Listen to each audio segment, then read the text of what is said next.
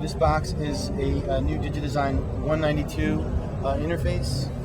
This front end basically has 16 LEDs, different from the 888 in the fact that we used to only have 8. It can actually end up having 16 ins and or outs on this box.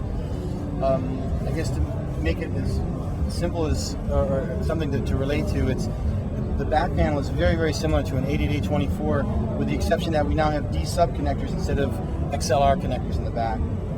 You have the ability to run 8 analog input either as balanced inputs at +4 or unbalanced at -10. So it'll be one or the other, not both. So this is our analog input section right here. We also have the other thing that's similar with the 88824 is we have 8 analog, 8 D to A's, digital analog outputs here. So this is basically for monitoring. If you're going to go to your speakers or whatever you're using powered monitors, it would go out of this. Over here is the digital section of the back of the box. AES EBU, 25 D sub out to AES EBU. This is TDIF for Tascam, and this is for ADAT optical. This is an additional empty bay that allows you to actually put in your choice of one of the following, either another A to D card or a D to A card or a D to D card, which ultimately gives you the ability to do 16 inputs with the system, analog inputs, or 16 digital to analog outputs, or 16 D to Ds, your choice. We'll get into more depth about that another time. It also has regular stereo AES EBU and SPDIF at the back.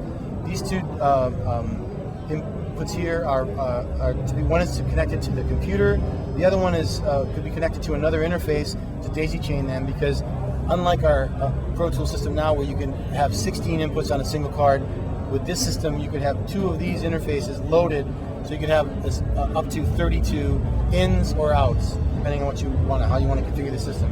We also have a legacy port out the back, so if you're running at 24-bit 48K maximum sample rate, you could use a legacy port, and you could use 88824, 1622, 888220.